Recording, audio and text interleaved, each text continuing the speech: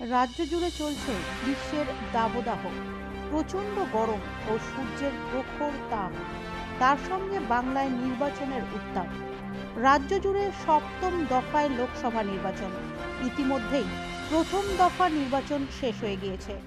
দ্বিতীয় দফার নির্বাচন রয়েছে আগামী শুক্রবার অর্থাৎ 26শে এপ্রিল দক্ষিণ দিনাজপুর জেলার বালুরঘাট লোকসভা কেন্দ্রে।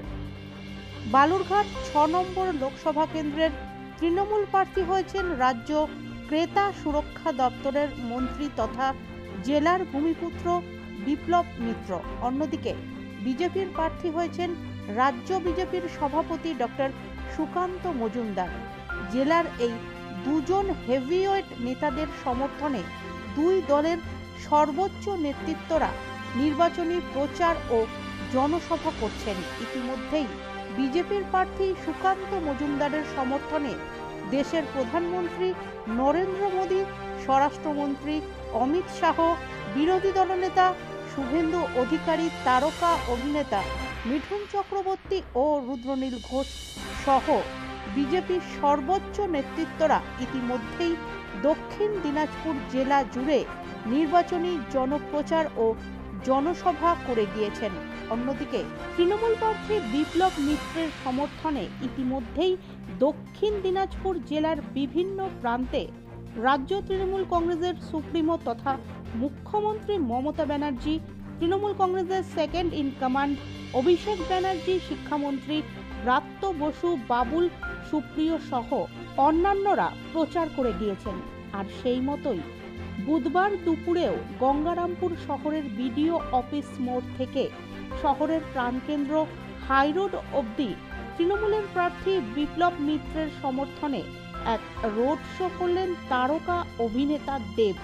এদিন দেবকে দেখার জন্য গঙ্গারামপুর শহরের রাস্তার দুই ধারে কাতারে কাতারে মানুষ ভিড় জমান।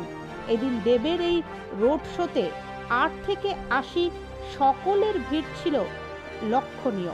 আজকে কি বিষয় প্রেস মিট ডাকার ছিল, মানে এই যে বিজেপি যেভাবে আমার জিনিসগুলোকে যেভাবে মানে ওদের আইটি সেলের যে হেড সে যেভাবে বললো, আমার মনে হলো কি আমি সুকান্তকে লাস্টে রাত্রবেলা লিখে উঠি, সবাই সামনে লিখেছি কি আমার মনে হয় যারা বাংলার বাইরে বিজেপি যারা নেতারা আছে তারা হয়তো বাংলা বুঝতে অসুবিধা হচ্ছে, তো তাদেরকে একটু বাংলা ভাষাটা বোঝাও। আমার মনে হয় আমার সৌজন্যতা আমার দুর্বলতা নয়, আমার সৌজন্যতা হচ্ছে কি আমি একমাত্র লিডার যে আমার মঞ্চ থেকে বিরোধী দলকেও শুভেচ্ছা জানাতে পারি। এই চ্যালেঞ্জটা আমি তাকেও ছুঁড়ে রাখলাম।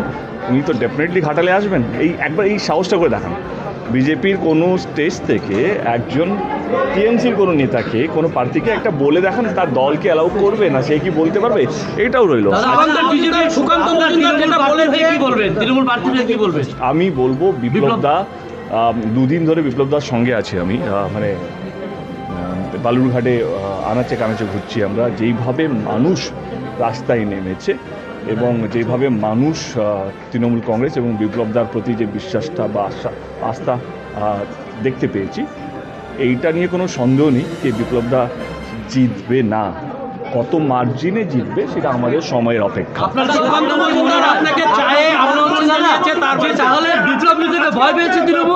যার কারণে আপনার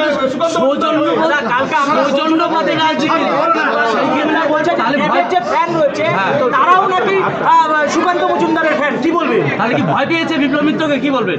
দেখো আমার মনে হয় কি, দেখো যে কোনো লাস্ট দুদিনে যদি একটা প্রার্থীর প্রচারে এত ভিড় দেখলে যে কোনো বিরোধী দলে একটু মাথাতে একটু যাই হোক একটু করে, তো কালকে আমার মনে হচ্ছে সেটাই হয়েছে। হয়তো বিজেপির লোকাল যারা আছেন বা আপনাদের বালুরঘাটে যারা আছেন তাদের একটু ডেফিনেটলি একটা হয়েছে।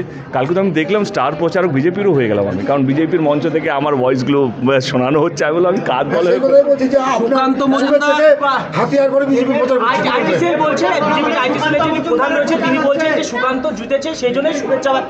আমি আইটি সেলকে যা জবাব আমি দিয়ে দিয়েছি। আমার মনে হয় তার বাংলাটা বুঝতে অসুবিধা হচ্ছে, তোমরা তো ভালো বাংলা বোঝো, তাকে একটু বাংলাটা শিখিয়ে দিও। সুকান্ত মজুমদার আপনাকে চায় আমন্ত্রণ জানিয়েছে তার বাড়িতে। অফকোর্স বিপ্লবদা যখন জিতবে, বিপ্লবদা ডাকবে তো আমাদের, নিশ্চয়ই। বিপ্লবদা যখন ডাকবে জেতার পর, তখন ডেফিনেটলি আমি কথা দিচ্ছি বিপ্লবদার বাড়ি প্রথম যাব না, যাবো সুকান্তদার বাড়িতে চাটা খাবো, তারপরে লাঞ্চটা আমি বিপ্লবদার বাড়িতে করবো।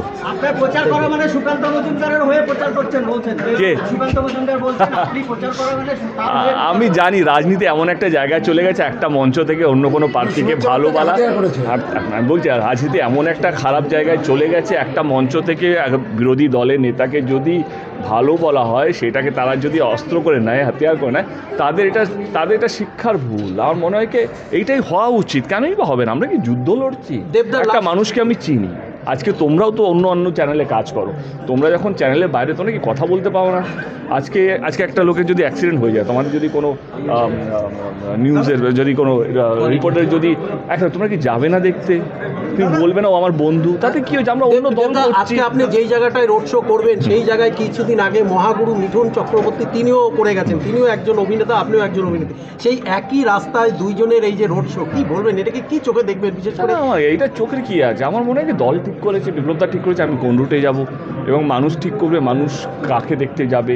এটা আমার বা মিঠুনদার দুজনের কিছু করার নেই। আমরা দুজনেই সত্যি কথা বলতে দল যেই আদেশটা দিয়েছে, আমরা দলকে জেতাতে চাই। এই যে আজকে রাস্তায় প্রচুর মানুষের ঢল আছে, গাছে উঠেছে, গাছে দেখা যাচ্ছে গাছে আপনাকে এবার তোমরা বলো কার জন্য বেশি ভিড় হয়েছে, এবার তোমরা বলো, তাকে বলো না। হ্যাঁ, খারাপ।